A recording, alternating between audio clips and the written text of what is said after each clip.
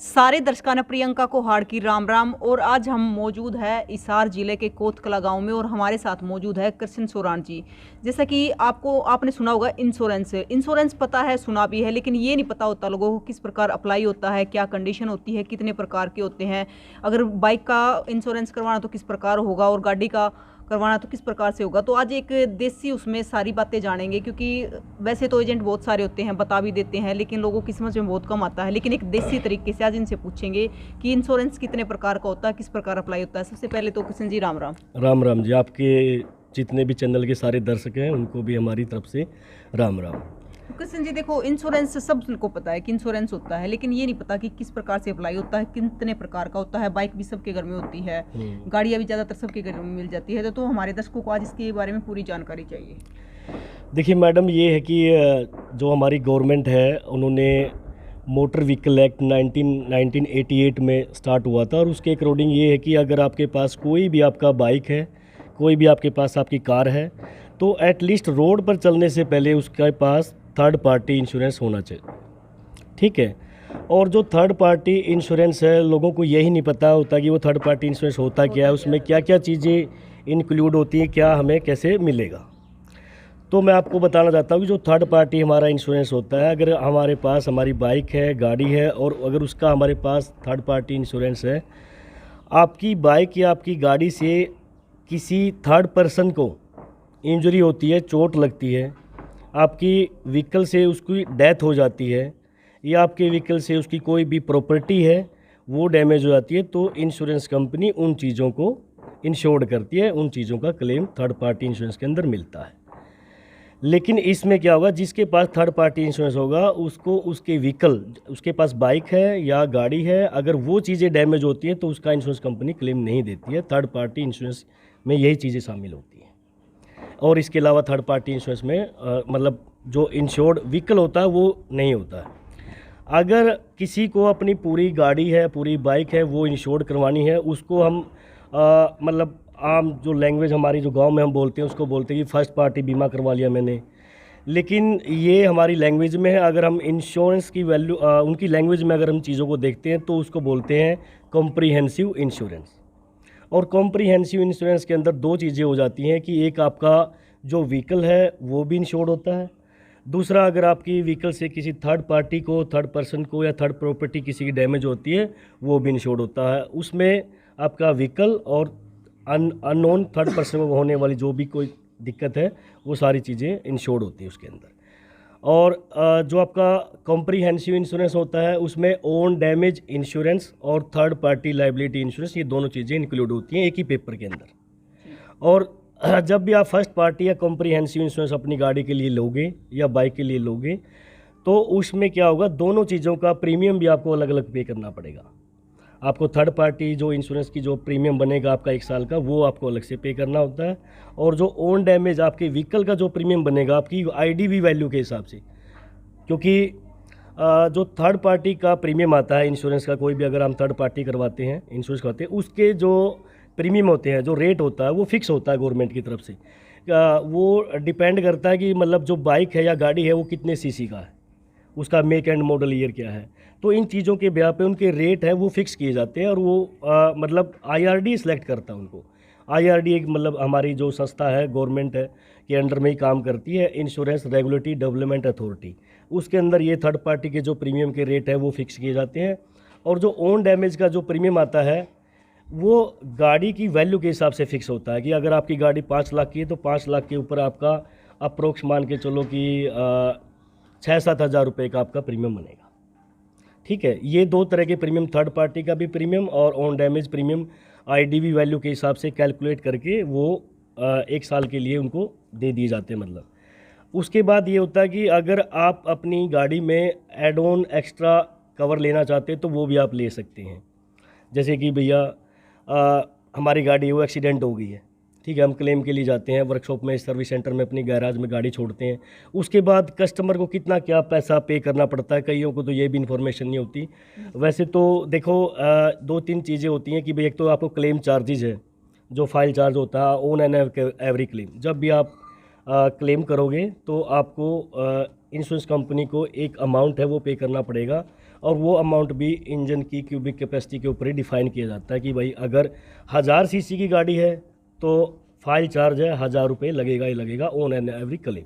जब भी आप क्लेम करोगे, सिंगल कोई क्लेम करोगे तो फाइल चार्ज लगेगा। उसके बाद जो कंज्यूमेबल्स आइटम होते हैं वो भी कस्टमर को पे करने पड़ते हैं।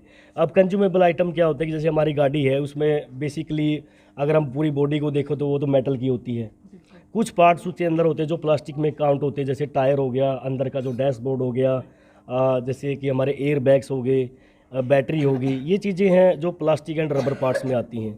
कुछ पार्ट्स होते हैं हमारे जो कंज्यूमेबल्स में आते हैं, कंज्यूमेबल्स में वो आते हैं जो लिक्विड पार्ट होते हैं बेसिकली, जैसे कि engine oil, gear oil, brake oil, coolant, अगर हम किसी की मतलब गैस्केट होती हैं, अगर टैपेड के अंदर गैस्केट होती हैं, इंजन के अंदर गैस्केट होती हैं, ये सारी चीज़ें कंज्यूमेबल्स आइटम के अंदर कवर होती है और इनका भी जो पैसा है वो कस्टमर को ही पे करना पड़ता है। अगर मेरी गाड़ी कोई लगेगी तो मुझे एक तो फाइल चार्ज पे करना पड़ेगा, उसके बाद कंज्यूमेबल चार्ज हैं वो पे करने पड़ेंगे।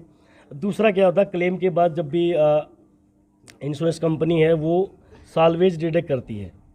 अगर कोई गाड़ी का अगर कोई पार्ट है मेटल का, अगर वो डैमेज होता है और वो रिप्लेस होता है तो उसके ऊपर कंपनी है वो 5% कस्टमर से चार्ज करती है और 95% उस पार्ट की जो कॉस्ट होती है वो कंपनी पे करती है। हाँ जी, बेसिकली मतलब यही है कि अगर आपके थर्ड पार्टी और फर्स्ट पार्टी का जो कंबाइंड जो इंश्योरेंस होता है वो कॉम्प्रिहेंसिव इंश्योरेंस बोला जाता है। और मैं तो रिकमेंड भी यही करता हूँ कि हमारे पास अपनी गाड़ी का जो इंश्योरेंस है वो कॉम्प्रिहेंसिव इंश्योरेंस होना बहुत ज़रूरी है। उसके अलावा अगर आप कोई भी एक्स्ट्रा एड ऑन कवर अगर आप लेना चाहते हैं तो आप ले सकते हो इंश्योरेंस कंपनी से बात करके। इंश्योरेंस कंपनी की तरफ से मतलब काफ़ी एड ऑन कवर है, जीरो डेप्रिसिएशन है, इंजन प्रोटेक्ट है, ब्लोइंग कवर है, उसके बाद आपका गियर प्रोटेक्शन है, उसके बाद आपका RTI है, रिटर्न टू इनवॉइस, एक ऐसा कवर है जिसमें अगर आपकी गाड़ी पूरी चोरी हो जाती है, आग लग जाती है तो उसमें आपकी कंपनी है वो पूरा पैसा आपको रिफंड करती है। ये सब चीज़ें उसके अंदर आप मतलब अपने हिसाब से अपनी अफोर्डेबल के हिसाब से आप उसको ले सकते हैं। तो कृष्ण जी कंडीशन वैसे क्या क्या रहती है इसमें? देखो इसमें कंडीशन वैसे कोई नहीं रहती है, कंडीशन तो आप मतलब अपने हिसाब से ले सकते हो। बाकी कईयों में कई बार हम ये सुनते हैं कि यार अभी मेरे पास थोड़े बहुत पैसे नहीं है तो मैं एटलीस्ट थर्ड पार्टी ही करवा लूँ। लेकिन कंडीशन यही है कि अगर आप गाड़ी या बाइक रोड पे लेके चलोगे तो आपके पास कंडीशन सिर्फ यही है कि बिना थर्ड पार्टी इंश्योरेंस के आप रोड पर अपनी गाड़ी को नहीं चला सकते। पहली बात आपका चालान होगा, आपका व्हीकल है वो बाउंड होगा, ठीक है। और अगर आपकी गाड़ी से किसी और को कोई दिक्कत होती है तो फिर वो जो भी लाइबिलिटी होंगी, जो भी आपकी देनदारियाँ होंगी उसके रिस्पॉन्सिबल आप खुद होगी। कंडीशन यही है मैडम कि अगर आप बिना अपनी थर्ड पार्टी के इंश्योरेंस के अगर आप गाड़ी को रोड पे चलाते हो तो वो इलीगल है। मतलब थर्ड पार्टी इंश्योरेंस कंपलसरी है? हाँ जी, third party insurance is mandatory, compulsory है और ये हमारी गवर्नमेंट का एक रूल भी है। मोटर व्हीकल एक्ट 1988 इसके लिए एक स्पेशल एक बना भी हुआ है कि एटलीस्ट आपके पास थर्ड पार्टी इंश्योरेंस होना ज़रूरी है। और फर्स्ट पार्टी इंश्योरेंस है वो कस्टमर की चॉइस होती है, मतलब अगर वो लेना चाहे तो ले सकता है, अगर वो नहीं लेना चाहे तो एटलीस्ट थर्ड पार्टी उसके पास ज़रूरी है होना। ये है कंडीशन तो, और इसके अलावा तो कोई कंडीशन होती नहीं है मैडम। जैसे एजेंसी से मतलब कोई भी व्हीकल हम नया लेके आते हैं तो वहीं से थर्ड पार्टी इंश्योरेंस होके आता है? हाँ, 2019 सितंबर 2019 से हमारी गवर्नमेंट ने ये किया था कि उससे पहले क्या होता है कि ऑन एन एवरी ईयर हमारा इंश्योरेंस बनता था, चाहे आप थर्ड पार्टी इंश्योरेंस ले लो चाहे आप फर्स्ट पार्टी इंश्योरेंस ले लो। 1 साल का आपको मिलता था जब हम एजेंसी से अपने व्हीकल को लेके आते थे नया। लेकिन सितंबर 2019 से गवर्नमेंट ने ये कर दिया कि जो 1 साल पहले वाला होता था तो कई कस्टमर हैं इस बारे में अवेयर नहीं है। बहुत सारे लोग हैं जो अवेयर नहीं है, वो सोचते हैं बीमा कुछ नहीं होता, इसका कोई फ़ायदा भी नहीं है। तो एजेंसी वाले तो अपनी एक जिम्मेवारी वो पूरी कर देते थे कि भैया लो आप, हम आपको इंश्योरेंस दे रहे हैं 1 साल के लिए। 1 साल के बाद वो उस चीज़ को भूल जाते थे कि भाई करवाना भी है नहीं करवाना। अब नए रूल आए हैं 2019 में, उसमें ये कि अगर आप नया टू व्हीलर कोई भी नया टू व्हीलर परचेज करते हैं तो उसमें आपको 1 साल का फर्स्ट पार्टी इंश्योरेंस मिलेगा और 5 साल का आपका थर्ड पार्टी इंश्योरेंस मिलेगा। अब इसमें क्या है, थोड़ा सा कस्टमर पर तो लोड बढ़ गया है क्योंकि 5 साल का इकट्ठा पैसा उसको एक साथ पे करना पड़ रहा है। लेकिन उसकी सिक्योरिटी ये होगी कि अगर वो बाई चांस अपना इंश्योरेंस करवाना भूल भी जाता है ना तो 5 साल तक तो उसका चलेगा ही चलेगा। 5 साल के दौरान तो उसको काफ़ी चीज़ें हैं वो याद भी आएंगी और 5 साल में तो कभी ना कभी उसके साथ छोटा मोटा हादसा ज़रूर हो जाएगा है। हाँ, और जो कार है उसमें ये किया है गवर्नमेंट ने 2019 सितंबर से ही कि अगर आप कोई भी नई कार, नया कोई भी 4 व्हीलर परचेज करते हैं तो 1 साल के लिए आपको फर्स्ट पार्टी इंश्योरेंस मिलेगा और 3 साल के लिए आपको थर्ड पार्टी इंश्योरेंस मिलेगा। ये कंपलसरी कर दिया है गवर्नमेंट ने, आपको लेना ही लेना पड़ेगा। और जो एड ऑन प्लान होते हैं वो आप अपने हिसाब से, अपनी चॉइस के हिसाब से आप ऐड करवा सकते हो इंश्योरेंस के अंदर। और मतलब इंश्योरेंस कंपनियां भी बहुत सारी हैं, आप इंश्योरेंस कंपनियों को भी अलग अलग अपने हिसाब से चूज कर सकते हो। तो सर देखिए, जैसे मतलब अप्लाई करना हो किसी को तो उसके क्या क्या प्रोसेस रहते हैं? देखो, अगर किसी को इंश्योरेंस के लिए अप्लाई करना हो तो अभी तो काफ़ी सारे प्लेटफॉर्म हैं, ऑनलाइन भी वो जा सकते हैं, ठीक है। जिनको थोड़ी बहुत नॉलेज है तो वो ऑनलाइन भी जा सकते हैं। दूसरा, हमारे एरिया में अगर हम जैसे छोटे मोटे शहर के अंदर तो इंश्योरेंस एजेंट बैठे होते हैं, उनके पास भी काफ़ी सारी कंपनियां होती हैं, वो उनसे भी बात कर सकते हैं। डायरेक्ट इंश्योरेंस कंपनियों के ऑफिस भी होते हैं, जैसे आपने सुना होगा भाई टाटा AIG का ऑफिस है, ये इपको टोक्यो का है, या ICICI लोम्बार्ड का है। तो जो यूज़र है गाड़ी या बाइक की, वो वहाँ से भी ले सकते हैं। तो अभी 3-4 ऑप्शन है हमारे पास, हम कहीं से भी अपना इंश्योरेंस ले सकते हैं, कोई बड़ी बात नहीं है। तो किशन जी देखो, हमारे घरों में ट्रैक्टर भी होते हैं गांव में, तो उनका भी होता है? हाँ, ट्रैक्टरों का भी होता है, लेकिन उसके लिए हमारे जो लोग हैं वो अवेयर नहीं है। और ट्रैक्टरों का भी इंश्योरेंस करवाना चाहिए। कई बार हमने सुना भी होगा कि भाई खेत में काम करते हुए ट्रैक्टर में आग लग गई। हाँ, बहुत सारी ऐसी केसेज आते हैं। और एक चीज़ और मैं आपको स्पेशली बताना चाहूँगा कि अभी क्या है, अगर हम पूरा अगर आंकड़ा उठा के देखें तो जिनेवा है एक स्विट्ज़रलैंड में, वहाँ पे ऑफिस है, वो इसी के अंदर काम करता है, IRF उसका नाम है। जो हमारा देश है इंडिया, भारत, उसमें क्या है कि 1 साल के अंदर 5 लाख सड़क दुर्घटनाएं होती हैं। और 5 लाख सड़क दुर्घटनाएं होना बहुत बड़ी बात है, क्योंकि हमारी पॉपुलेशन भी ज़्यादा है। और पॉपुलेशन के हिसाब से मुझे लगता है कि भाई हर घर में एक व्हीकल तो हो ही गया लगभग। बिल्कुल, एक से भी ज़्यादा मिलते हैं। एक से भी ज़्यादा मिलते हैं। दूसरा क्या है कि अगर 5 लाख सड़क दुर्घटनाएं होती है तो उनका जो डाटा है, उनकी जो सर्वे रिपोर्ट है, वो ये कहती है कि हमारे देश में 1.5 लाख मौतें सड़क दुर्घटनाएं से होती है 1 साल के अंदर।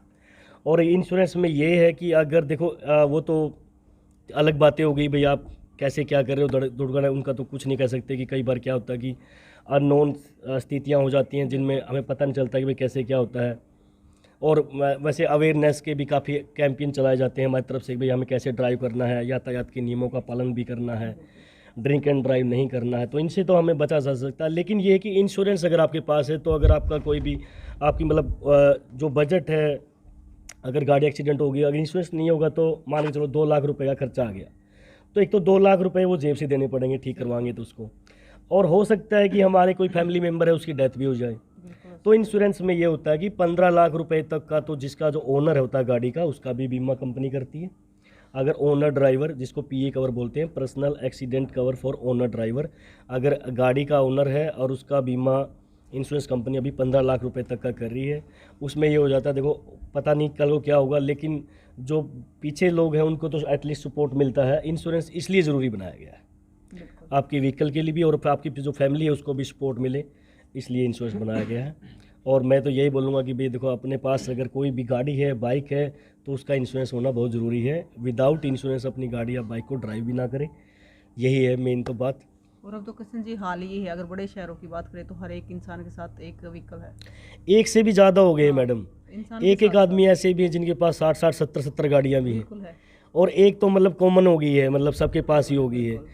तो वही है मैडम कि हमारे जो अभी जैसे दुर्घटनाएं जितनी होती हैं, जो आंकड़ा है वो भी काफ़ी बड़ा है, उसमें हम चीज़ों को अवेयर भी नहीं है, क्योंकि ये कंसेप्ट और ये हम चीज़ों को समझते भी नहीं हैं कि भैया ये क्या चीज़ ज़रूरी है क्या नहीं। हम तो अपने जो गवर्नमेंट बोलती है कि भाई हेलमेट लगाए चलो, तो हम तो वो भी यूज़ नहीं करते।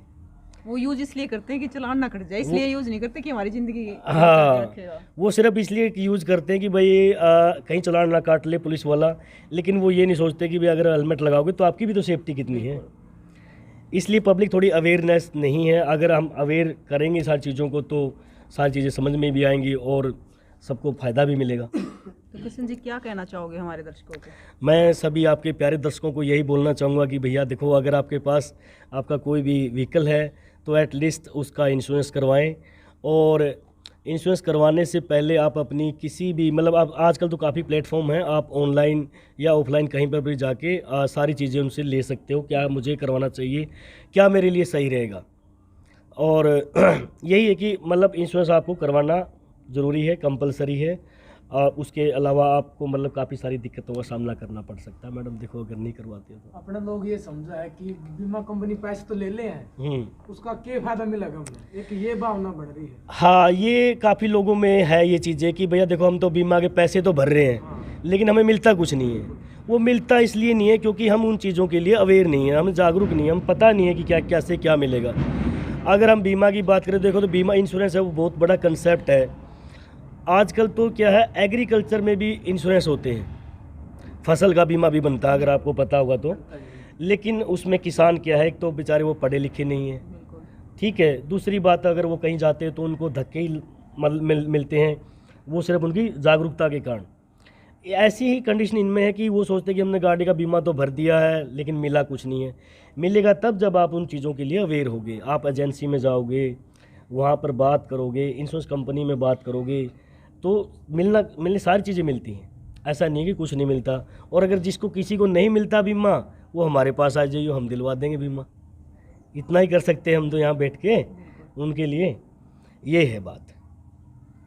तो देखिए कृष्ण जी ने बताया कि मतलब जो बीमा है, इंश्योरेंस है, जो बहुत ज़रूरी है, क्योंकि देखो व्हीकल चलता है, रोड पे कुछ भी हो सकता है। और कहते हैं दुर्घटना से देर भली, तो उस देर भली ये होता है कि कई बार दुर्घटना हो जाती है, लेकिन जो पीछे परिवार होता है, कम से कम वो परिवार दुखी ना हो। क्योंकि आज के टाइम में पैसा भी उतना ही ज़रूरी है जितना इंसान ज़रूरी है। इंसान ज़रूरी है, लेकिन कम से कम पैसे की वजह से, किसी तंगी की वजह से पीछे जो परिवार रह जाता है वो परेशान ना हो, कम से कम उसकी परवरिश अच्छे से हो सके। तो जो आपको कृष्ण जी ने सारी बातें बताई, उनको लेकर आपका क्या कहना है कमेंट बॉक्स में ज़रूर बताएं। और तस्वीरों को ज़्यादा से ज़्यादा शेयर करें और जागरूक हो इंश्योरेंस को लेकर, और आप भी इंश्योरेंस करवाएं। तो दोस्तों फिर मिलेंगे। जय हिंद।